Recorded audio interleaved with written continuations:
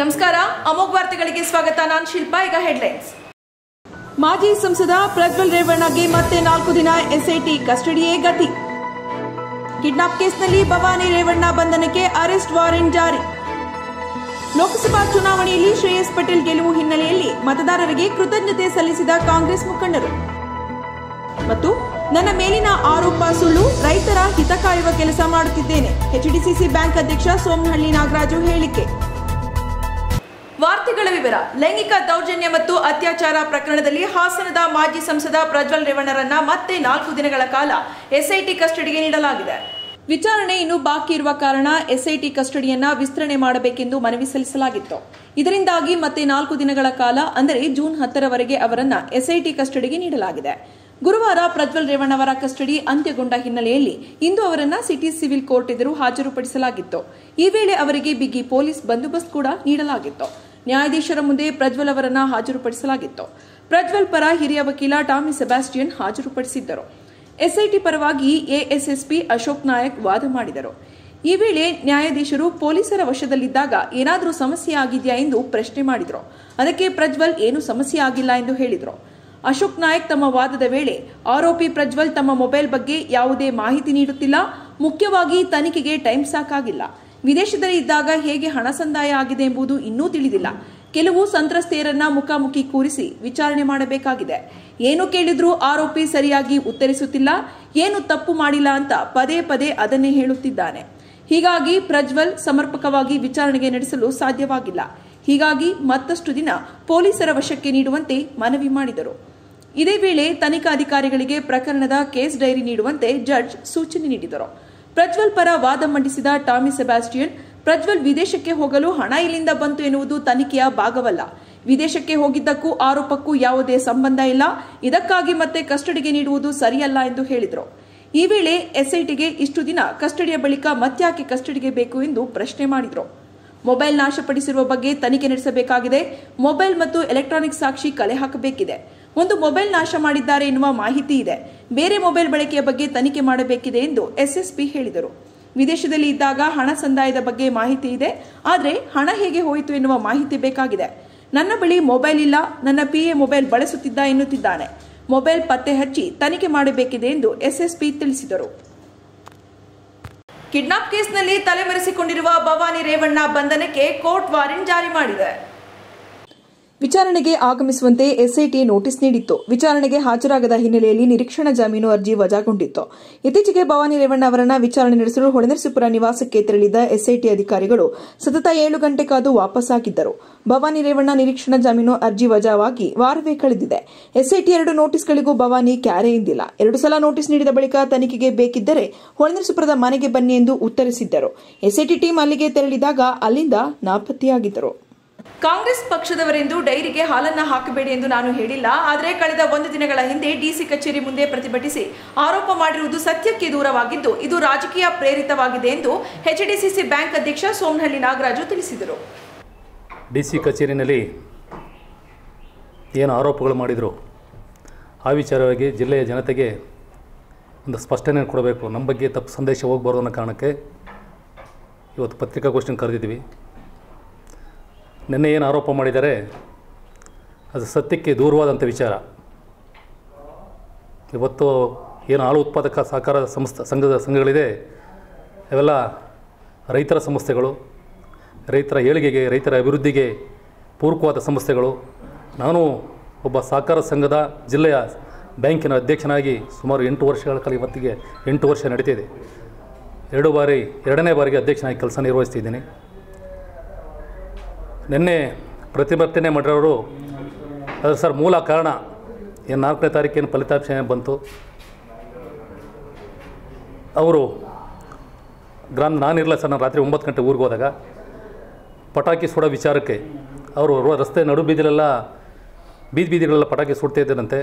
ಅಲ್ಲಿ ನಮ್ಮ ಹಾಲು ಉತ್ಪಾದಕ ಸಹಕಾರ ಸಂಘ ಏನಿದೆ ಅಲ್ಲಿ BMC ಇದೆ, ಪಕ್ಕದಲ್ಲಿ ಒಂದು ಕಂಡಂಗೆ ಜನರೇಟರ್ ಇದೆ, ಸುತ್ತ ಮೈದಾನ ಇದೆ. ಅಲ್ಲಿ ಏನಾಗ್ತದೆ, ಅಲ್ಲಿ ಜನ ಯಾವಾಗಲೂ ಸೇರ್ತಾರೆ. ಅದು ಗ್ರಾಮದ ಮಧ್ಯಭಾಗ, ಅದು ಅಲ್ಲಿ ದನ ಕರುಗಳು ಕಟ್ಟಿದ್ದಾರೆ. ಸುಮಾರು 7:30 ಸಮಯ ಇಲ್ಲಿ ಮಕ್ಕಳು ಮರಿಯಲ್ಲಿ ಆಟ ಆಡ್ತಾಯಿದೆ. ಇವರು ಪಟಾಕಿ ಹಚ್ಚಿದಾಗ ಏನಾಗಿದೆ, ಇಲ್ಲಿ ಹಚ್ಚಬೇಡಿ ರೋಡಲ್ಲಿ ಹಚ್ಚಿರಪ್ಪ ಅಂತ ಕೇಳಿದ್ದಾರೆ. ಇಲ್ಲೇ ಹಚ್ಚೋದು ಅಂತ ಅವರು ಒಬ್ರಿಗೊಬ್ರು ಪೈಪೋಟಿ ಮಾಡಿ ಪಟಾಕಿ ಹಚ್ಚಿದಾಗ ಒಂದು ಮಗುಗೆ ಆ ಪಟಾಕಿ ತಾಗಿ ಬಟ್ಟೆ ಸುಟ್ಟು ಮೈ ಗಾಯ ಆಗಿದೆ. ಇನ್ನೊಂದು ಮನೆಗೆ ಪಟಾಕಿ ಸಿಡಿದು ಅಲ್ಲಿ ಹೋದಾಗ ಒಂದು ಹಸು ಕಾಲು ಬಿದ್ದು ಗಾಬರಿಯಾಗಿ ಬಿದ್ದು ಅದು ಕಾಲ್ದು ನೊಂದಿದೆ. ಇಷ್ಟೆಲ್ಲ ಘಟನೆಗಳಾಗಿದೆ. ನಾನು ಬೆಳಗ್ಗೆ ನನಗೆ ಕರೆದ್ರು, ಬೆಳಗ್ಗೆ ನಾನು ಊರಿಗೆ ಹೋದೆ ಸರ್. ಊರಿಗೆ ಹೋದಾಗ ಡೈರಿ ಹತ್ರ ನಿಲ್ಲಿಸ್ಕೊಂಡಿದ್ರು. ರಾತ್ರಿ ಇಷ್ಟೆಲ್ಲ ಅನಾಹುತಗಳಾಗಿದೆ. ಮಾತುಕತೆ ಆದಮೇಲೆ ಹಾಲು ಹಾಕಲಿ ಅಂತ ಯಾರನ್ನೂ ಹಾಲು ಹಾಕ್ಸಿಲ್ಲ ಸರ್. ಅವರು ಇವರು ಅಂತಲ್ಲ, ಯಾರನ್ನೂ ಹಾಕ್ಸಿರಲ್ಲ ಆಮೇಲೆ ಹೋದಾಗ ಹಾಲು ಹಾಕೋಕ್ಕೆ ಅವಕಾಶ ಮಾಡಿಕೊಡ್ರಪ್ಪ ಅಂತಂದು ಈಗ ಆಗಿರೋ ಘಟನೆ ಬಗ್ಗೆ ಕೇಳ್ತಿದ್ದಾಗ ಅವರು ಬೇರೆ ಬೇರೆ ಕಾರಣಗಳು ಕೊಟ್ಟರು. ಆಯ್ತರಪ್ಪ, ಇವರು ಚುನಾವಣೆ ಆಗೋಯ್ತು, ಮುಗಿದೋಯ್ತು, ಜನ ಆಶೀರ್ವಾದ ಮಾಡಿದ್ರು, ಅವ್ರು ಗೆದ್ದಾಯ್ತು ಶ್ರೇಷ್ಠ ಪಟೇಲ್ ಅವರು. ಇದೆಲ್ಲ ಗ್ರಾಮದಲ್ಲಿ ಬೇಕಿತ್ತ, ನೀವು ಪಟಾಕಿನೆಲ್ಲರೂ ಇಲ್ಲಿ ದೂರದಲ್ಲಿ ಸ್ವಲ್ಪ ಸುಡಬೋದಿತ್ತು. ಜನಸಂದಣಿ ಇರೋ ಜಾಗದಲ್ಲಿ ಇಲ್ಲಿ ಜನ ಕೂತಿರೋ ಜಾಗದಲ್ಲಿ ಮಾಡಿದಲ್ಲ, ಇದೆಲ್ಲ ತೊಂದರೆಗಳಾಗಿದೆಯಲ್ಲ, ಯಾಕೆ ಮಾಡಿದೆ ಅಂದಾಗ ಸುಮ್ಮನೆ ಮಾತಿ ಇದಾಗಿ ಆಮೇಲೆ ಅವರವರೇ ಬಂದರು, DC ಆಫೀಸ್ಗೆ ಬಂದರು ಸರ್. ಆಮೇಲೆ ಮಿಕ್ಕವರೆಲ್ಲ ಹಾಲು ಹಾಕಿದರು. ನನಗೆ ಇಲ್ಲಿ ಕೆಲವರು ನಮ್ಮ ನಟರಾಜ್ ಅವ್ರು ಫೋನ್ ಮಾಡಿದ್ರು, ಬೇರೆ ಪಬ್ಲಿಕ್ಸ್ ಎಲ್ಲ ಫೋನ್ ಮಾಡಿದ್ರು, ನೀವು ಇಲ್ಲಿ ಪ್ರತಿಭಟನೆ ಮಾಡ್ತಿದ್ರೆ ನಿಮ್ಮ ಬಗ್ಗೆ ಆರೋಪಗಳು ಮಾಡ್ತಾಯಿದ್ದಾರೆ ಅಂತ. ನಾನು ಸರ್ 30 ವರ್ಷ ಇದೆ ಸರ್ ಸಾರ್ವಜನಿಕ ಕ್ಷೇತ್ರ ಜೀವನದಲ್ಲಿ ಸೇವೆ ಮಾಡ್ಕೊಂಡು ಬಂದಿದ್ದೀನಿ. ನಾನು ಗ್ರಾಮ ಪಂಚಾಯತ್ ಸದಸ್ಯನಾಗಿ ಕೆಲಸ ಮಾಡಿದ್ದೀನಿ, APMC ಅಧ್ಯಕ್ಷನಾಗಿ 20 ತಿಂಗಳು ಕೆಲಸ ಮಾಡಿದ್ದೀನಿ, ನಿರ್ದೇಶಕನಾಗಿ 5 ವರ್ಷ ಕೆಲಸ ಮಾಡಿದ್ದೀನಿ, ತಾಲೂಕು ಪಂಚಾಯತ್ ಅಧ್ಯಕ್ಷನಾಗಿ ಕೆಲಸ ಮಾಡಿದ್ದೀನಿ, ಜಿಲ್ಲಾ ಬ್ಯಾಂಕ್ ಅಧ್ಯಕ್ಷನಾಗಿ 8 ವರ್ಷಗಳ ಕಾಲ ಕೆಲಸ ಮಾಡಿದ್ದೀನಿ. ನಾನು ಯಾವತ್ತೇ ಪಕ್ಷದ ಪರವಾಗಿ ಕೆಲಸ ಮಾಡಿಲ್ಲ.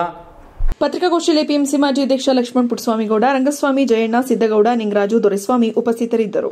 ಗಿಡ ನೆಟ್ಟರೆ ಸಾಲದು, ಅವುಗಳನ್ನು ಪೋಷಿಸಿ ಮರವಾಗಿ ಬೆಳೆಸುವುದು ನಮ್ಮೆಲ್ಲರ ಮುಖ್ಯ ಕರ್ತವ್ಯವಾಗಿದೆ. ಆದ್ದರಿಂದ ಗಿಡಗಳನ್ನು ನೆಟ್ಟು ರಕ್ಷಿಸಿ ಪೋಷಿಸುವ ಕೆಲಸವನ್ನ ಹೆಚ್ಚಿನ ಕಾಳಜಿ ಜೊತೆಗೆ ಕರ್ತವ್ಯವೆಂದು ತಿಳಿದು ಜವಾಬ್ದಾರಿಯಿಂದ ನಿರ್ವಹಿಸೋಣವೆಂದು ಹಿರಿಯ ಸಿವಿಲ್ ನ್ಯಾಯಾಧೀಶರಾದ ನಿವೇದಿತಾ ಮಹಾಂತೇಶ್ ಮಳವಳ್ಳಿ ಮಠ್ ಸಲಹೆ ನೀಡಿದರು. ಸರ್ಕಾರಿ ಶುಶ್ರೂಷಾ ಮಹಾವಿದ್ಯಾಲಯದ ಸಭಾಂಗಣದಲ್ಲಿ ವಲಯ ಅರಣ್ಯಾಧಿಕಾರಿಗಳ ಕಚೇರಿ ಸಹಯೋಗದಲ್ಲಿ ಆಯೋಜನೆ ಮಾಡಿದ್ದ ವಿಶ್ವ ಪರಿಸರ ದಿನಾಚರಣೆ ಕಾರ್ಯಕ್ರಮದಲ್ಲಿ ಗಿಡ ನೆಟ್ಟು ನೀರೆರೆಯುವ ಮೂಲಕ ಉದ್ಘಾಟಿಸಿ ಮಾತನಾಡಿದ ಅವರು, ಪ್ರತಿಯೊಬ್ಬರೂ ಪರಿಸರ ರಕ್ಷಣೆಗೆ ಮೊದಲ ಆದ್ಯತೆ ನೀಡಿ ಪರಿಸರ ಉಳಿಸಿ ಬೆಳೆಸೋಣವೆಂದು ಕರೆ ಕೊಟ್ಟರು. ನಾವಿಲ್ಲಿ ಇವತ್ತು ಎಲ್ಲರೂ ಗಿಡ ನೆಟ್ಟಿದ್ದೀವಿ. ಇವುಗಳನ್ನು ನೆಡೋದಕ್ಕಿಂತ ಹೆಚ್ಚಾದ ಜವಾಬ್ದಾರಿ ಅವುಗಳನ್ನು ಬೆಳೆಸೋದ್ರಲ್ಲಿ ನಮ್ಮೆಲ್ಲರ ಮೇಲೆ ಇದೆ. ಸೊ ಈ ದಿನ ಏನು ನೆಟ್ಟಿದ್ದೀವಿ ಅವುಗಳನ್ನೆಲ್ಲ ಎಲ್ಲರೂ ಸರಿಯಾಗಿ ಬೆಳೆಸಿ ಅವುಗಳನ್ನು ಉಳಿಸಿ ಪರಿಸರವನ್ನು ರಕ್ಷಿಸಿ ಅಂತ ಹೇಳ್ತಾ ನಾವೆಲ್ಲರೂ ಒಂದು ಈ ಎನ್ವಿರಾನ್ಮೆಂಟಲ್ ಡೇಯನ್ನು ಲೆಟರ್ ಆ್ಯಂಡ್ ಸ್ಪಿರಿಟಲ್ಲಿ ತರೋಣ ಅಂತ ಹೇಳಿ ನಮಗೆಲ್ಲರಿಗೂ ಹೇಳ್ತಾ ಇದ್ದೀನಿ. ನಮಸ್ಕಾರ. ಪ್ರಧಾನ ಸಿವಿಲ್ ನ್ಯಾಯಾಧೀಶರಾದ ಪ್ರವೀಣ್ RJS ಮಾತನಾಡಿ, ಪರಿಸರವು ಕಾಡಿನ ಪ್ರದೇಶಕ್ಕೆ ಮಾತ್ರ ಸೀಮಿತವಾಗಿದೆ ಎಂಬ ಮನಸ್ಥಿತಿಯಿಂದ ಹೊರಬರಬೇಕಿದೆ. ಪೃಥ್ವಿಯಲ್ಲಿ ಪರಿಸರ ನೈಸರ್ಗಿಕವಾಗಿ ನೀಡಿರುವ ಸಂಪನ್ಮೂಲಕ್ಕೆ ಮನುಷ್ಯ ಎಂಬ ಪ್ರಾಣಿಗೆ ಮಾತ್ರ ಹಕ್ಕಿದೆ ಎಂಬ ಮನೋಭಾವದಿಂದ ದುರುಪಯೋಗಪಡಿಸಿಕೊಳ್ಳುತ್ತಿದ್ದಾರೆ.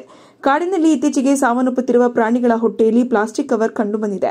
ಆದ್ದರಿಂದ ಮೊದಲಿಗೆ ಪ್ಲಾಸ್ಟಿಕ್ ಬಳಕೆ ತ್ಯಜಿಸಬೇಕು. ಜೊತೆಗೆ ಸ್ವಚ್ಛ ಭಾರತ್ ಎಂಬ ಪರಿಕಲ್ಪನೆಯಲ್ಲಿ ಸುತ್ತಮುತ್ತಲಿನ ಪ್ರದೇಶ ಹಾಗೂ ಬಡಾವಣೆಯನ್ನು ಸ್ವಚ್ಛವಾಗಿ ಇಟ್ಟುಕೊಳ್ಳಬೇಕು. ಮುಖ್ಯವಾಗಿ ಮನೆಯ ತ್ಯಾಜ್ಯ ವಸ್ತುಗಳನ್ನು ಖಾಲಿ ಸೈಟಿನಲ್ಲಿ ಅಥವಾ ಸಿಕ್ಕ ಕಡೆ ಬಿಸಾಡದೆ ಜವಾಬ್ದಾರಿ ವರ್ತನೆ ಮುಖ್ಯವಾಗಿದೆ. ಪರಿಸರ ದಿನಾಚರಣೆ ಎಂದರೆ ನೈಸರ್ಗಿಕವಾಗಿ ದೊರೆತಿರುವ ಸಂಪನ್ಮೂಲಗಳ ರಕ್ಷಣೆ, ಸ್ವಚ್ಛತೆಗೆ ಆದ್ಯತೆ ಮತ್ತು ಪರಿಸರ ದಿನಾಚರಣೆ ಎಂದು 2 ಗಿಡ ನೆಟ್ಟು ಸುಮ್ಮನಾಗದೆ ವರ್ಷ ಪೂರ್ತಿ ಗಿಡಮರಗಳ ಪೋಷಣೆ ಮಾಡುವ ಕಾರ್ಯದಲ್ಲಿ ಎಲ್ಲರೂ ತೊಡಗಿಸಿಕೊಳ್ಳೋಣ ಎಂದು ಸಲಹೆ ನೀಡಿದರು. ಎಲ್ಲರೂ ಗಿಡ ನೆಟ್ಟಿದ್ದೀವಿ. ಇವುಗಳನ್ನು ನೆಡೋದಕ್ಕಿಂತ ಹೆಚ್ಚಾದ ಜವಾಬ್ದಾರಿ ಅವುಗಳನ್ನು ಬೆಳೆಸೋದ್ರಲ್ಲಿ ನಮ್ಮೆಲ್ಲರ ಮೇಲೆ ಇದೆ. ಸೊ ಈ ದಿನ ಏನು ನೆಟ್ಟಿದ್ದೀವಿ ಅವುಗಳನ್ನೆಲ್ಲ ಎಲ್ಲರೂ ಸರಿಯಾಗಿ ಬೆಳೆಸಿ ಅವುಗಳನ್ನು ಉಳಿಸಿ ಪರಿಸರವನ್ನು ರಕ್ಷಿಸಿ ಅಂತ ಹೇಳ್ತಾ ನಾವೆಲ್ಲರೂ ಒಂದು ಈ ಎನ್ವಿರಾನ್ಮೆಂಟಲ್ ಡೇಯನ್ನು ಲೆಟರ್ ಆ್ಯಂಡ್ ಸ್ಪಿರಿಟಲ್ಲಿ ತರೋಣ ಅಂತ ಹೇಳಿ ನಮಗೆಲ್ಲರಿಗೂ ಹೇಳ್ತಾ ಇದ್ದೀನಿ. ನಮಸ್ಕಾರ. ನಮಸ್ಕಾರ. ಇವತ್ತು ತಿಳಿದಿರೋ ಹಾಗೆ ಪರಿಸರ ದಿನಾಚರಣೆ ವರ್ಷಕ್ಕೆ ಒಂದ್ಸರಿ ಮಾಡಿ 2 ಗಿಡ ನೆಟ್ಟರೆ ಸಾಲಲ್ಲ. ಅದು ವರ್ಷದಿಡೀ ನಾವು ಪರಿಸರವನ್ನು ಕಾಪಾಡಬೇಕಾಗಿರೋದು ನಮ್ಮೆಲ್ಲರ ಕರ್ತವ್ಯ. ಪರಿಸರ ದಿನಾಚರಣೆ ಅಂದರೆ ಕಾಡಿರೋ ಕಡೆ ಆ ಕಡೆ ಉತ್ತರ ಕರ್ನಾಟಕ ಪಶ್ಚಿಮ ಘಟ್ಟದಲ್ಲಿ ಮಾತ್ರ ಮಾಡ್ಕೋತಾರೆ ಅನ್ನೋದು ಒಂದು ತಪ್ಪು ಕಲ್ಪನೆ. ಈ ಸಿಟಿ ಮೈಂಡ್ ಸೆಟ್ಟಿಂದ ನಾವು ಹೊರಗೆ ಬರಬೇಕಾಗ್ತದೆ. ಯಾಕೆಂದರೆ ಪರಿಸರ ಅನ್ನೋದು ಬರೀ ಕಾಡು ಒಂದೇ ಅಲ್ಲ, ನಾವಿರೋ ಪ್ರತಿಯೊಂದು ಇದೂ ಅದು ಪರಿಸರಕ್ಕೆ ಅದು ಲೆಕ್ಕ ಬರ್ತದೆ. ಮುಖ್ಯವಾಗಿ ನಾನು ಹೇಳೋದೇನು ಅಂದರೆ, ಮನುಷ್ಯ ಒಬ್ಬನೇ ಒಬ್ಬ ಪ್ರಾಣಿ ತನ್ನ ಪರಿಸರವನ್ನು ದುರುಪಯೋಗ ಪಡಿಸ್ಕೊತಾರದು. ನಮಗೇನಿದೆ ಅಂದರೆ ಪರಿಸರ ನಮಗೆ ಕೊಟ್ಟಿರೋ ಏನೇನು ರಿಸೋರ್ಸಸ್ ಇದೆ ಅದ್ರ ಮೇಲೆಲ್ಲ ಬರೀ ಮನುಷ್ಯನಿಗೆ ಮಾತ್ರ ಹಕ್ಕಿದೆ ಅನ್ನೋದು ಒಂದು ತಪ್ಪು ಕಲ್ಪನೆ ನಮ್ಮಲ್ಲಿದೆ. ಈಗ ನೀವು ನೋಡಿದ್ರೆ ಕಾಡಲ್ಲಿ ಸಾಯ್ತಿರೋ ಪ್ರಾಣಿಗಳ ಹೊಟ್ಟೆಲೆಲ್ಲ ಪ್ಲಾಸ್ಟಿಕ್ ಕವರ್ಗಳೆಲ್ಲ ಸಿಗ್ತಾ ಇದ್ದಾವೆ. ಯಾಕೆ ಸಿಗ್ತಾ ಇದೆ ಅಂದರೆ ಆ ಪ್ಲಾಸ್ಟಿಕ್ ಕವರ್ಗಳನ್ನ ಆ ಪ್ರಾಣಿಗಳು ಹಾಕ್ಕೊಂಡಿರೋದಲ್ಲ, ನಾವು ಮನುಷ್ಯರು ಹೋಗಲ್ಲಿ ಹಾಕಿರೋದಲ್ಲಿ. ಸೊ ಆದ್ದರಿಂದ ಪರಿಸರ ಕಾಪಾಡೋದು ಅಂದರೆ ಬರೀ ಗಿಡ ಹಾಕೋದು ಒಂದೇ ಅಲ್ಲ, ನಮ್ಮ ಸುತ್ತಮುತ್ತಲಿನ ಎಲ್ಲವನ್ನು ನಾವು ಶುಚಿಯಾಗಿ ಇಟ್ಕೋಬೇಕು. ಇದೆಲ್ಲ ನಮ್ಮೆಲ್ಲರ ಕರ್ತವ್ಯ ಆಗ್ತದೆ. ಇನ್ನೊಂದು ಹೇಳೋದೇನು ಅಂದರೆ, ನಮ್ಮಲ್ಲಿ ಸ್ವಚ್ಛ ಭಾರತ್ ಅನ್ನೋ ಒಂದು ಕಾನ್ಸೆಪ್ಟ್ ಇದೆ. ಸ್ವಚ್ಛ ಭಾರತ್ ಅಂದರೆ ನಮ್ಮನೆ ಶುಚಿಯಾಗಿರಬೇಕು ಅಂಥೇಳಿ ನಮ್ಮನೇಲಿರೋ ಕಸ ತೆಗೆದು ಪಕ್ಕದಲ್ಲಿ ಖಾಲಿ ಸೈಟ್ ಇದ್ದರೆ ಅಲ್ಲ ಹಾಕೋದು, ಅದು ಸ್ವಚ್ಛ ಭಾರತ್ ಆಗಲ್ಲ. ಅದು ಸ್ವಚ್ಛ ಭಾರತ್ ಅಂದರೆ ನಮ್ಮ ಇಡೀ ರಸ್ತೆ ಚೆನ್ನಾಗಿರಬೇಕು, ನಮ್ಮ ಏರಿಯಾ ಚೆನ್ನಾಗಿರಬೇಕು ಅನ್ನೋ ಒಂದು ಮೈಂಡ್ ಸೆಟ್ ನಮ್ಮಲ್ಲಿ ಬರಬೇಕಾಗ್ತದೆ. ಆದ್ದರಿಂದ ಪರಿಸರ ದಿನಾಚರಣೆ ಅಂದರೆ ಅರಣ್ಯ ಇಲಾಖೆಯವ್ರು ಮಾಡ್ಕೋತಾರೆ, ನಮಗದರಲ್ಲೇನೂ ಸಂಬಂಧ ಇಲ್ಲ ಅಂತ ಅಂದ್ಕೊಳ್ಳೋದು ತಪ್ಪು. ಅರಣ್ಯ ಇಲಾಖೆಯವ್ರ ಜೊತೆ ನಾವೆಲ್ಲ ಸೇರಿದ್ರೇ ಅವರು ತಮ್ಮ ಕರ್ತವ್ಯವನ್ನು ಕ್ಲೀನಾಗಿ ಮಾಡೋಕ್ಕಾಗ್ತದೆ. ಆದ್ದರಿಂದ ಪರಿಸರ ದಿನಾಚರಣೆ ಅಂದರೆ ಬರೀ ಮರ ನೆಡೋದಕ್ಕೆ ಮಾತ್ರ ಸೀಮಿತ ಮಾಡ್ಕೋಬೇಡಿ. ಪರಿಸರ ಅಂದರೆ ನಮ್ಮ ಸುತ್ತಮುತ್ತಲಿನ ಎಲ್ಲ ವಾಟ್ ಎವರ್ ಎನ್ವಿರಾನ್ಮೆಂಟ್ ಅಂತ ಹೇಳ್ತೀವಿ, ಅದನ್ನೆಲ್ಲದನ್ನು ಚೆನ್ನಾಗಿ ಇಟ್ಕೊಳ್ಳೋಣ ಅಂತ ಹೇಳ್ತಾ, ಈ ಸಂದರ್ಭದಲ್ಲಿ ಶುಶ್ರೂಷಾ ಮಹಾವಿದ್ಯಾಲಯದ ಪ್ರಾಂಶುಪಾಲ ಚಂದ್ರಶೇಖರ್ ಹಡಪದ, ಪ್ರಾದೇಶಿಕ ಅರಣ್ಯ ಇಲಾಖೆಯ ವಲಯ ಅರಣ್ಯಾಧಿಕಾರಿ ದಿಲೀಪ್ ಪಿಸಿ, ತಾಲೂಕು ವಕೀಲರ ಸಂಘದ ಅಧ್ಯಕ್ಷ ಎಂವಿ ಶಿವಕುಮಾರ್, ಕೃಷಿ ಇಲಾಖೆ ಸಹಾಯಕ ನಿರ್ದೇಶಕಿ ಸ್ವಪ್ನ ಕೆಎಚ್, ತಾಲೂಕು ಪತ್ರಕರ್ತರ ಸಂಘದ ಅಧ್ಯಕ್ಷ ಎಚ್ವಿ ಸುರೇಶ್ ಕುಮಾರ್ ಹಾಜರಿದ್ದರು. ನದಿಗೆ ಹಾರಿ ಯುವಕನೋರ್ವ ಆತ್ಮಹತ್ಯೆಗೆ ಯತ್ನಿಸಿದ್ದು, ಸ್ಥಳೀಯರ ಸಮಯ ಪ್ರಜ್ಞೆಯಿಂದ ಯುವಕನನ್ನ ರಕ್ಷಣೆ ಮಾಡಿ ಪೊಲೀಸರಿಗೆ ಒಪ್ಪಿಸಿದ ಘಟನೆ ಹಾಸನ ಜಿಲ್ಲೆ ಸಕಲೇಶಪುರ ಪಟ್ಟಣದ ಹಳೆ ಹೇಮಾವತಿ ಸೇತುವೆ ಬಳಿ ನಡೆದಿದೆ. ಸಕಲೇಶಪುರ ತಾಲೂಕಿನ ಹಲಸುಲಿಗೆ ಗ್ರಾಮದ ಅನಿಲ್ ಎಂಬಾತ ಪಟ್ಟಣದ ಹಳೆ ಹೇಮಾವತಿ ಸೇತುವೆಗೆ ಬೆಂಬಲವಾಗಿ ನಿರ್ಮಿಸಿರುವ ಕಬ್ಬಿಣದ ಸೇತುವೆಯ ಮೇಲೇರಿ ನದಿಗೆ ಹಾರಲು ನಿಂತಿದ್ದನು. ಗಮನಿಸದ ಯುವಕನನ್ನು ನೋಡಿದ ಸ್ಥಳೀಯರಾದ ಅಪ್ಪಯ್ಯ ಹಾಗೂ ನಾಸಿರ್ ಎಂಬುವರು ಯುವಕನನ್ನು ರಕ್ಷಿಸಿದ್ದು ಪೊಲೀಸರಿಗೆ ಮಾಹಿತಿ ನೀಡಿದ್ದಾರೆ. ಸ್ಥಳಕ್ಕೆ ಆಗಮಿಸಿದ ಪೊಲೀಸರು ಯುವಕನನ್ನು ವಶಕ್ಕೆ ಪಡೆದಿದ್ದು, ನನ್ನ ಮನಸ್ಥಿತಿ ಸರಿಯಿಲ್ಲ, ಅದಕ್ಕಾಗಿ ಸಾಯಲು ಬಂದಿದ್ದೇನೆ ಎಂದು ಅನಿಲ್ ಪೊಲೀಸರಿಗೆ ನೀಡಿದ್ದಾನೆ. ಸಕಲೇಶಪುರ ನಗರ ಪೊಲೀಸ್ ಠಾಣೆ ವ್ಯಾಪ್ತಿಯಲ್ಲಿ ಈ ಘಟನೆ ನಡೆದಿದೆ. ಈಗ ಜಾಹೀರಾತು. ರಾಜ್ಕಮಲ್ ಜುವೆಲ್ಲರ್ಸ್, ಅರ್ಕಲಗೂಡಿನ ಹೆಸರಾಂತ ರಾಜ್ಕಮಲ್ ಜುವೆಲ್ಲರ್ಸ್, ಚಿನ್ನ ಮತ್ತು ಬೆಳ್ಳಿ ಆಭರಣಗಳ ಎಕ್ಸ್ಕ್ಲೂಸಿವ್ ಶೋರೂಮ್. ರಾಜ್ಕಮಲ್ ಜುವೆಲ್ಲರ್ಸ್, ನಮ್ಮಲ್ಲಿ ಅಪ್ಪಟ ಬಂಗಾರದ 916 ಹಾಲ್ಮಾರ್ಕ್ ಹಾಗೂ ಕೆಡಿಎಂ ಚಿನ್ನದ ಆಭರಣಗಳು ಮತ್ತು 80 ಹಾಗೂ 92.5 ಹಾಲ್ಮಾರ್ಕ್ನ ಬೆಳ್ಳಿಯ ಆಭರಣಗಳು ಲಭ್ಯವಿದೆ. ಅಲ್ಲದೆ ಸಾಂಪ್ರದಾಯಿಕ ಶೈಲಿಯಿಂದ ಅತ್ಯಾಧುನಿಕ ಶೈಲಿಯವರೆಗೂ ವಿವಿಧ ನಮೂನೆಯ ಅತ್ಯಾಕರ್ಷಕವಾದ ಬೆಳ್ಳಿ ಬಂಗಾರದ ಆಭರಣಗಳು ನಿಮ್ಮ ಕೈಗೆಟುಕುವ ದರದಲ್ಲಿ ದೊರೆಯುತ್ತದೆ. ನಮ್ಮಲ್ಲಿ emerald gold items, antique gold, temple jewellery, handmade jewellery ಸಹ ದೊರೆಯುತ್ತದೆ. ಹಾಗೂ ಬೆಳ್ಳಿಯ ದೀಪಗಳು, ಬೆಳ್ಳಿಯ ಚೈನ್ಗಳು, ಉಂಗುರಗಳು, ಬ್ರಾಸ್ಲೆಟ್ಗಳು ವಿವಿಧ ವಿನ್ಯಾಸಗಳಲ್ಲಿ ನಿಮ್ಮ ಕೈಗೆಟುಕುವ ದರದಲ್ಲಿ ದೊರೆಯುತ್ತದೆ. ನಿಮ್ಮ ಶುಭ ಸಮಾರಂಭಗಳಿಗೆ ಅಡ್ವಾನ್ಸ್ ಬುಕಿಂಗ್ ಸಹ ಲಭ್ಯವಿದೆ.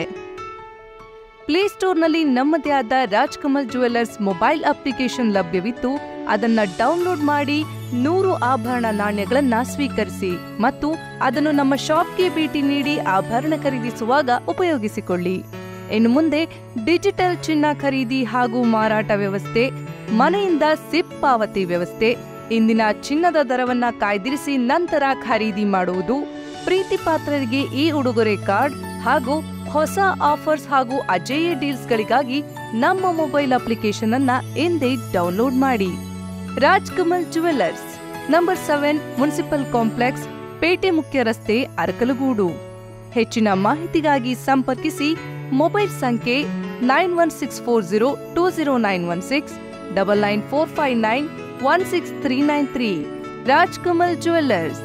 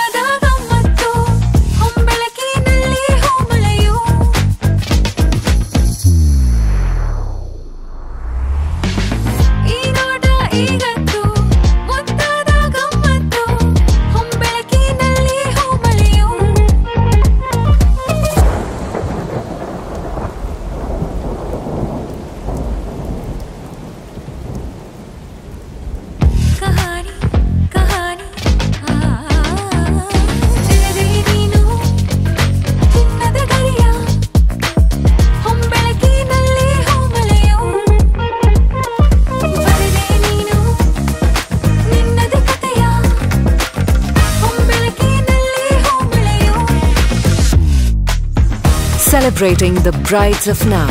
Kahani Bridal Stories by Bhima.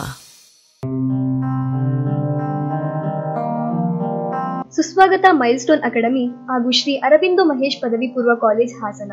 ಎಲ್ಲಿ ಕಲಿಕೆಗೆ ಆಯ್ಕೆ ಮಾಡಿಕೊಳ್ಳುತ್ತೇವೋ ಅಲ್ಲಿ ಕನಸು ನನಸಾಗುತ್ತದೆ.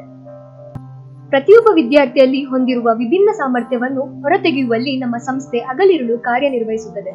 ನಮ್ಮ ಕಾಲೇಜಿನಲ್ಲಿ PUC, ಸೈನ್ಸ್, ಕಾಮರ್ಸ್ ವಿಭಾಗಗಳಿದ್ದು ಜೊತೆಗೆ ವೃತ್ತಿಪರ ಕೋರ್ಸುಗಳಾದಂತಹ JEE, ನೀಟ್ ಮತ್ತು KCT ಪ್ರಾರಂಭಿಕ ಹಂತದಲ್ಲಿ ಅಂದರೆ ಪ್ರಥಮ PUC ಇಂದಲೇ ತರಬೇತಿ ನಡೆಸುವುದರಿಂದ ನಮ್ಮ ಕಾಲೇಜಿಗೆ ದಾಖಲಾಗುವ ವಿದ್ಯಾರ್ಥಿಗಳು ಹೊರಗೆ ಯಾವುದೇ ಹೆಚ್ಚಿನ ತರಬೇತಿ ತೆಗೆದುಕೊಳ್ಳುವ ಅವಶ್ಯಕತೆ ಇರುವುದಿಲ್ಲ. ಪ್ರತಿಯೊಂದು ವಿಷಯಕ್ಕೂ ಸಂಬಂಧಿಸಿದಂತೆ 15 ವರ್ಷಗಳಿಗಿಂತ ಹೆಚ್ಚು ಅನುಭವ ಮತ್ತು ನುರಿತ ಉಪನ್ಯಾಸಕರ ತಂಡ ನಮ್ಮ ಕಾಲೇಜಿನದ್ದಾಗಿದ್ದು ಪ್ರತಿಯೊಬ್ಬ ಉಪನ್ಯಾಸಕರು ವಿದ್ಯಾರ್ಥಿಗಳನ್ನು ವೈಯಕ್ತಿಕ ಕ್ರಮವಾಗಿ ಸಲಹೆ ಸೂಚನೆ ನೀಡುತ್ತಾ ವಿದ್ಯಾರ್ಥಿಗಳಿಗೆ ವಿಶೇಷ ತರಗತಿಗಳನ್ನು ಆಯೋಜಿಸುವುದರ ಮೂಲಕ ಪ್ರೀತಿ ಮತ್ತು ಕಾಳಜಿಯೊಂದಿಗೆ ಸೂಕ್ತ ಕಲಿಕಾ ನಿರ್ದೇಶನಗಳನ್ನು ನೀಡುತ್ತಾ ವಿದ್ಯಾರ್ಥಿಗಳ ಸರ್ವತೋಮುಖ ಅಭಿವೃದ್ಧಿಗೆ ನಮ್ಮ ಕಾಲೇಜ್ ದಿನನಿತ್ಯ ಶ್ರಮಿಸುತ್ತದೆ.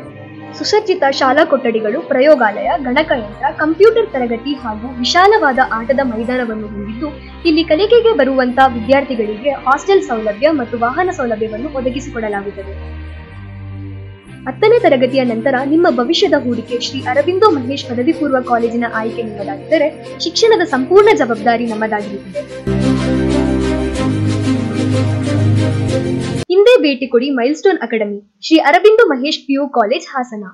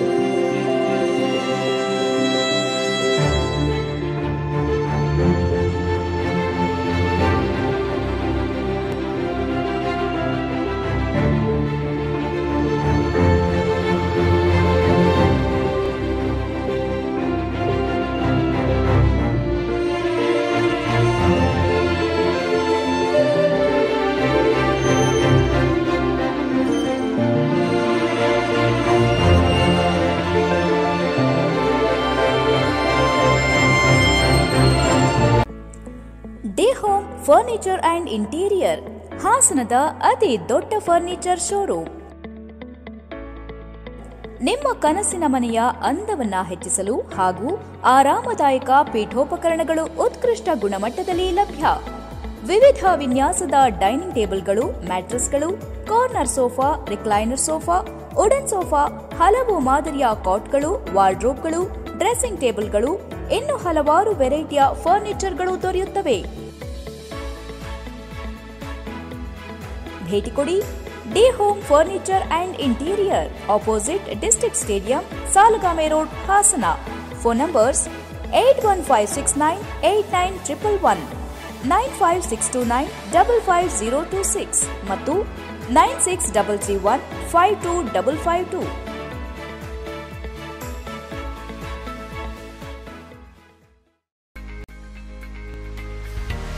ಹಾಸನ್ ಪಬ್ಲಿಕ್ ಪದವಿ ಪೂರ್ವ ಕಾಲೇಜು, ಅರಳಿಕಟ್ಟೆ ಸರ್ಕಲ್, ಸಾಲಗಾಮೆ ರಸ್ತೆ, ಹಾಸನ್. ಹಾಸನದ ಹೃದಯ ಭಾಗದಲ್ಲಿರುವ ಹಾಸನ್ ಪಬ್ಲಿಕ್ ಪದವಿ ಪೂರ್ವ ಕಾಲೇಜು ಉತ್ತಮ ಪರಿಸರದಲ್ಲಿದೆ. ಶಿಕ್ಷಣ ಎಂದರೆ ವಿದ್ಯಾಮಂದಿರ ಎಂಬುದಕ್ಕೆ ಮತ್ತೊಂದು ಹೆಸರೇ ಹಾಸನ್ ಪಬ್ಲಿಕ್ ಪದವಿ ಪೂರ್ವ ಕಾಲೇಜು. ನಮ್ಮ ಕಾಲೇಜಿನ ವಿಶೇಷತೆಗಳು: ಸುಸಜ್ಜಿತವಾದ ಕಟ್ಟಡ, ಕಲಿಕೆಗೆ ಪೂರಕವಾದ ಗ್ರಂಥಾಲಯ ವ್ಯವಸ್ಥೆ, ಆಧುನಿಕ ವ್ಯವಸ್ಥೆಯ ಫಿಸಿಕ್ಸ್, ಬಯಾಲಜಿ, ಕೆಮಿಸ್ಟ್ರಿ ಮತ್ತು ಕಂಪ್ಯೂಟರ್ ಸೈನ್ಸ್ ಲ್ಯಾಬ್ಗಳು, ಜೊತೆಗೆ ಸಿಸಿಟಿವಿ ವ್ಯವಸ್ಥೆ, ಪ್ರತಿ ವಿದ್ಯಾರ್ಥಿಗಳ ಮೇಲೆ ವೈಯಕ್ತಿಕ ಗಮನ. ಗ್ರಾಮೀಣ ಭಾಗದ ವಿದ್ಯಾರ್ಥಿಗಳಿಗೆ ಸಾರಿಗೆ ಸೌಲಭ್ಯವಿದೆ. ನಮ್ಮಲ್ಲಿ PUC ವಿಜ್ಞಾನ ವಿಭಾಗದಲ್ಲಿ PCMB, PCMC ಕೋರ್ಸ್ಗಳು ಲಭ್ಯ. ದಾಖಲಾದ ವಿದ್ಯಾರ್ಥಿಗಳಿಗೆ ಪ್ರತಿ ವಾರವೂ ಇ ಕ್ಲಾಸ್, ಆಫ್ಲೈನ್, ಆನ್ಲೈನ್ ಶಿಕ್ಷಣ ಕಲ್ಪಿಸಲಾಗುವುದು. ಪ್ರತಿ ವಾರವೂ theory and competitive exam, periodic assessment ನಡೆಸಲಾಗುವುದು.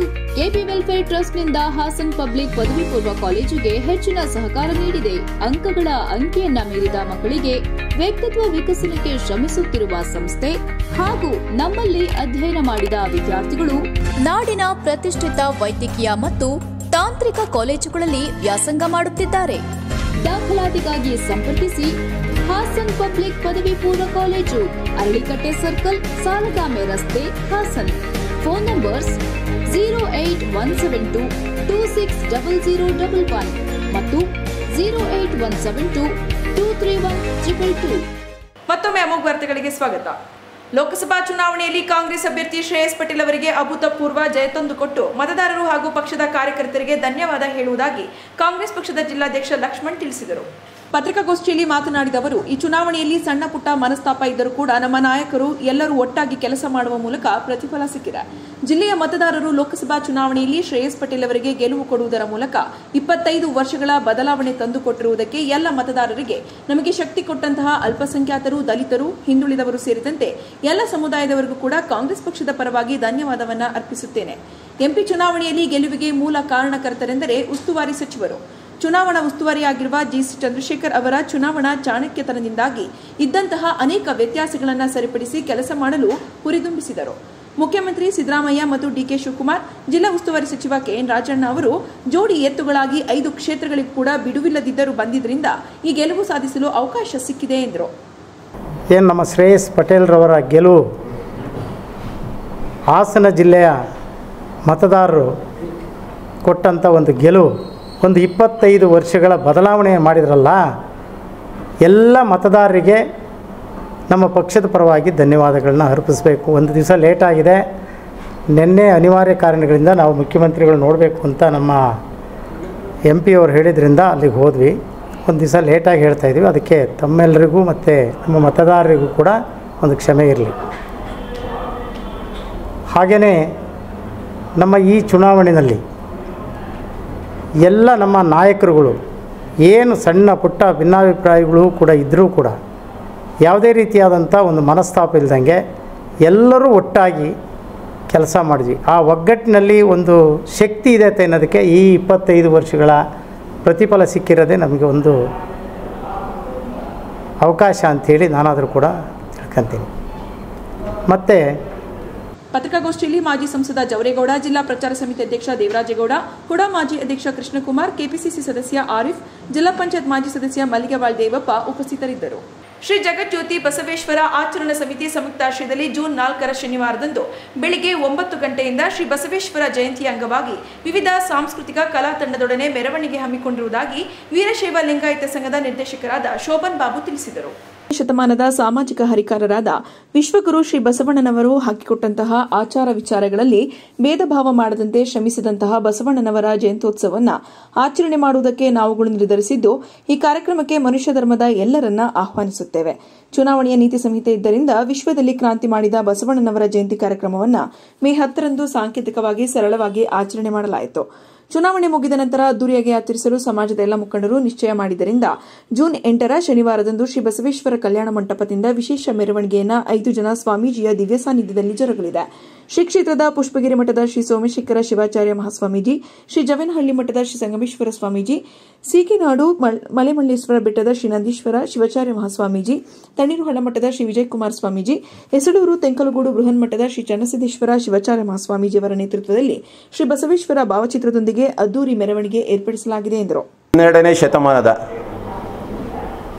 ಸಾಮಾಜಿಕ ಹರಿಕಾರರು ಹಾಗೂ ಧಾರ್ಮಿಕ ಹರಿಕಾರರ ವಿಶ್ವಗುರು ಬಸವಣ್ಣನವರ ಏನು ಹಾಕಿಕೊಟ್ಟ ಅಂತ ಇಂದಿನ ಆಚಾರ ವಿಚಾರಗಳಲ್ಲಿ ಭೇದ ಭಾವ ಇದ್ದಂಥ ಸಮಯದಲ್ಲಿ ಮೇಲು ಕೀಳು ಹಾಗೂ ಸ್ತ್ರೀ ಪುರುಷ ಮತ್ತು ಮೂಢನಂಬಿಕೆ, ಅಸ್ಪೃಶ್ಯತೆ ಇವನ್ನೆಲ್ಲ ತೊಡೆದುಹಾಕಲು ಶ್ರಮಿಸಿದಂತಹ ನಮ್ಮ ವಿಶ್ವಗುರು ಭಕ್ತಿ ಭಂಡಾರಿ ಬಸವಣ್ಣನವರ ಒಂದು ಜಯಂತ್ಯೋತ್ಸವವನ್ನು ಆಚರಣೆ ಮಾಡಲಿಕ್ಕೆ ನಾವೆಲ್ಲ ಇಚ್ಛೆಪಟ್ಟಿದ್ದೀವಿ.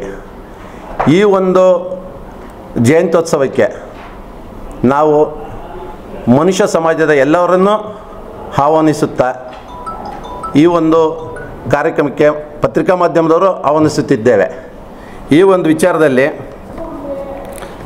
ನಮ್ಮ ಬಸವಣ್ಣವರು ಹಾಕಿಕೊಟ್ಟಂಥ ಸರ್ವರಿಗೂ ಸಮಪಾಲು, ಸರ್ವರಿಗೂ ಸಮಬಾಳು ಹಾಗೂ ಧರ್ಮವೇ ಕಾಯಕವೇ ಕೈಲಾಸ, ದಯವಿಲ್ಲದ ಧರ್ಮ ಯಾವುದಯ್ಯ, ಮತ್ತು ಒಂದು ನುಡಿದರೆ ಮುತ್ತಿನ ಹಾರದಂತಿರಬೇಕು, ಈ ಥರ ವಚನಗಳ ಮುಖಾಂತರ ಏನು ವಿಶ್ವದಲ್ಲಿ ಕ್ರಾಂತಿ ಮಾಡಿದ್ರು ಅದನ್ನು ಇತಿಹಾಸದ ಸುವರ್ಣಾಕ್ಷರದಲ್ಲಿ ಬರೆದಿಡುವಂತಹ ಒಂದು ಕಾರ್ಯಕ್ರಮನ ಹಾಕ್ಕೊಟ್ರು. ಅದನ್ನೆಲ್ಲ ನಾವು ಮುಂದಿನ ಪೀಳಿಗೆಯಲ್ಲಿ ಈಗಲೂ ಅದು ಅನುಸರಿಸ್ಕೊಂಡು ಹೋಗ್ತಾಯಿದ್ದೀವಿ.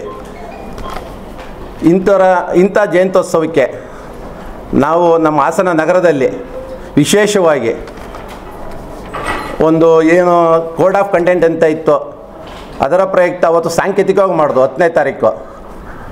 ಈ ಒಂದು ಕೋಡ್ ಆಫ್ ಕಂಟೆಂಟ್ ಮುಗಿದ ನಂತರ 8ನೇ ತಾರೀಕು ಮಾಡಬೇಕು ಅಂತ ನಮ್ಮ ಹಿರಿಯರು ಹಾಗೂ ಸಮಾಜದ ಮುಖಂಡರು ಎಲ್ಲ ನಿಶ್ಚಯಿಸಿದ್ದಂತೆ ಶನಿವಾರ ಅಂದರೆ 8/6/2024 ಬಸವೇಶ್ವರ ಕಲ್ಯಾಣ ಮಂಟಪದಿಂದ ಒಂದು ಅಭೂತಪೂರ್ವವಾಗಿ ಒಂದು ಸಮಾರಂಭ ಅಂದರೆ ಒಂದು ವಿಶೇಷವಾಗಿ ಒಂದು ಆಚರಣೆ ಮಾಡಬೇಕು ಅಂದ್ಕೊಂಡಿದ್ದು. ಅದೇ ರೀತಿ ಯಾವುದೇ ಒಂದು ಸಭಾ ಕಾರ್ಯಕ್ರಮ ಇಲ್ಲ, ಬಟ್ ಒಂದು 5 ಜನ ಸ್ವಾಮೀಜಿಗಳ ದಿವ್ಯ ಸಾನ್ನಿಧ್ಯದ ಮುಖಾಂತರ ಅವತ್ತು ಶುರು ಮಾಡ್ತಾಯಿದ್ದೀವಿ. ಆ ಒಂದು ದಿವ್ಯ ಸಾನ್ನಿಧ್ಯದಲ್ಲಿ ಸೋಮಶೇಖರ ಶಿವಾಚಾರ್ಯ ಸ್ವಾಮೀಜಿಗಳು ಅಂದರೆ ಪುಷ್ಪಗಿರಿ ಮಠ ಅವರು ಇರ್ತಾರೆ. ಮತ್ತು ಅದೇ ರೀತಿ ಸಂಗಮೇಶ್ವರ ಸ್ವಾಮೀಜಿಯವರು ಜವನಹಳ್ಳಿ ಮಠ, ಮತ್ತು ನಂದೀಶ್ವರ ಶಿವಾಚಾರ್ಯ ಸ್ವಾಮೀಜಿಗಳು ಸೀಗೆನಾಡು ಅಂತ ಈಗ ಹೊಸದಾಗಿ ಮಠದ ಇದಾಗಿದ್ದಾರೆ, ಅವರು ಇರ್ತಾರೆ.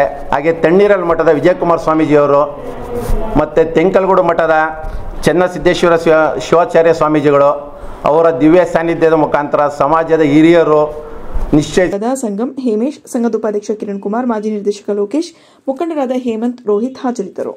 ಹಾಸನ ಜಿಲ್ಲೆಯ ನೂತನ ಲೋಕಸಭಾ ಸದಸ್ಯರಾಗಿ ಕಾಂಗ್ರೆಸ್ ಪಕ್ಷದ ಶ್ರೇಯಸ್ ಎಂ ಪಟೇಲ್ ಅವರು ಚುನಾಯಿತರಾಗಿರುವುದಕ್ಕೆ ಹೊಳೆನರಸೀಪುರ ಪಟ್ಟಣ ವ್ಯಾಪ್ತಿಯಲ್ಲಿ ಆಶೀರ್ವದಿಸಿದ ಹೊಳೆನರಸೀಪುರದ ಡಾಕ್ಟರ್ ಬಿಆರ್ ಅಂಬೇಡ್ಕರ್ ನಗರದ 22ನೇ ವಾರ್ಡಿನ ಮತದಾರ ಬಂಧುಗಳಿಗೆ ಬ್ಲಾಕ್ ಕಾಂಗ್ರೆಸ್ ಅಧ್ಯಕ್ಷ ಎಚ್.ಟಿ. ಲಕ್ಷ್ಮಣ್, ಕಾಂಗ್ರೆಸ್ಸಿನ ಮುಖಂಡರು ಹಾಗೂ ಕಾರ್ಯಕರ್ತರೊಂದಿಗೆ ಮನೆ ಮನೆಗೆ ತೆರಳಿ ಸಿಹಿ ವಿತರಿಸಿ ಮತದಾರರಿಗೆ ಕೃತಜ್ಞತೆ ಸಲ್ಲಿಸಿದರು. ಈ ಸಂದರ್ಭದಲ್ಲಿ ಬ್ಲಾಕ್ ಕಾಂಗ್ರೆಸ್ ಅಧ್ಯಕ್ಷ ಎಚ್.ಟಿ. ಲಕ್ಷ್ಮಣ್ ಮಾತನಾಡಿ, ನಮ್ಮ ಕಾಂಗ್ರೆಸ್ ಪಕ್ಷಕ್ಕೆ ಮತ ನೀಡಿ ನಮ್ಮ ನಾಯಕರನ್ನ ಆಶೀರ್ವದಿಸಿದ ನಮ್ಮ ಬ್ಲಾಕ್ ವ್ಯಾಪ್ತಿಯ ಎಲ್ಲ ಮತದಾರ ಬಂಧುಗಳಿಗೆ ಈ ಮೂಲಕ ತುಂಬು ಹೃದಯದ ಅಭಿನಂದನೆಗಳನ್ನು ಸಲ್ಲಿಸಲು ಬಯಸುತ್ತೇನೆ.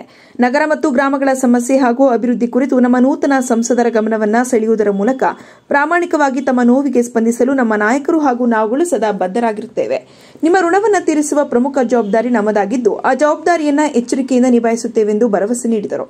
ನಮ್ಮ ಕಾಂಗ್ರೆಸ್ ಪಕ್ಷದ 5 ಗ್ಯಾರಂಟಿ ಕಾರ್ಯಕ್ರಮಗಳು ಹಾಗೂ ಮಾಜಿ ಸಚಿವರಾದ ದಿವಂಗತ ಜಿ. ಪುಟ್ಟಸ್ವಾಮಿಗೌಡರು ನೀರಾವರಿ ಕ್ಷೇತ್ರಕ್ಕೆ ನೀಡಿದಂತಹ ಕೊಡುಗೆ ಹಾಗೂ ನಮ್ಮ ನಾಯಕರು ಹಾಗೂ ನೂತನ ಸಂಸದರು ಮತ್ತು ಕೆಪಿಸಿಸಿ ಸದಸ್ಯರು ಆದಂತಹ ಅನುಪಮ ಮಹೇಶ್ ಅವರು ಕಾಂಗ್ರೆಸ್ ಕಾರ್ಯಕರ್ತರುಗಳು ಹಾಗೂ ಮುಖಂಡರುಗಳು ಮತ್ತು ಸಾಮಾನ್ಯ ನಾಗರಿಕರ ಜೊತೆ ಸರಳವಾಗಿ ಅವರ ನೋವುಗಳಿಗೆ ಮತ್ತು ಕಷ್ಟಗಳಿಗೆ ಸ್ಪಂದಿಸಿರುವುದು ಮತ್ತು ಭಾಗಿಯಾಗುತ್ತಿರುವುದು ಮತಗಳಾಗಿ ಪರಿವರ್ತನೆಯಾಗಿದ್ದು ನಮ್ಮ ನಾಯಕರ ವಿಜಯಕ್ಕೆ ಪ್ರಮುಖ ಸಾಕ್ಷಿಯಾಗಿದೆ ಎಂದರು. ಎಲ್ಲರಿಗೂ ನಮಸ್ಕಾರ. ಇವತ್ತು ನಮ್ಮ ಕಾಂಗ್ರೆಸ್ ಪಕ್ಷದ ಅಭ್ಯರ್ಥಿಗಳಾದ ನಮ್ಮ ನೆಚ್ಚಿನ ನಾಯಕರು, ಯುವ ನಾಯಕರಾದ ಶ್ರೇಯಸ್ ಎಂ ಪಟೇಲ್ ಸಾಹೇಬರು ಇವತ್ತು ಹಾಸನ ಜಿಲ್ಲೆಯಲ್ಲಿ ಲೋಕಸಭಾ ಚುನಾವಣೆಯಲ್ಲಿ ಭರ್ಜರಿಯಾಗಿ ಜಯಗಳಿಸಿದ್ದಾರೆ.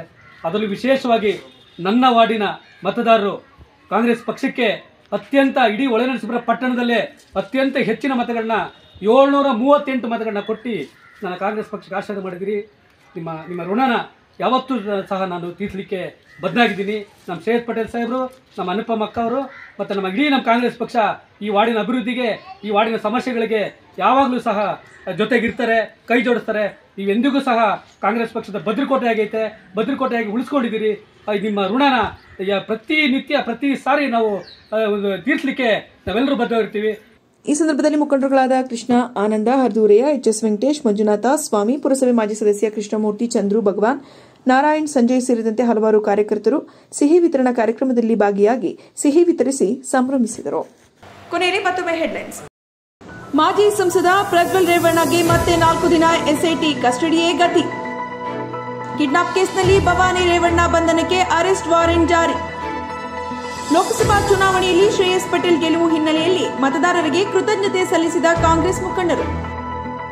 ಮತ್ತು ನನ್ನ ಮೇಲಿನ ಆರೋಪ ಸುಳ್ಳು, ರೈತರ ಹಿತ ಕಾಯುವ ಕೆಲಸ ಮಾಡುತ್ತಿದ್ದೇನೆ, ಎಚ್ಡಿಸಿಸಿ ಬ್ಯಾಂಕ್ ಅಧ್ಯಕ್ಷ ಸೋಮನಹಳ್ಳಿ ನಾಗರಾಜು ಹೇಳಿಕೆ. ಮುಂದಿನ ವಾರ್ತಾ ಸಂಚಿಕೆಯೊಂದಿಗೆ ಮತ್ತೆ ಭೇಟಿಯಾಗೋಣ. ವಂದನೆಗಳು.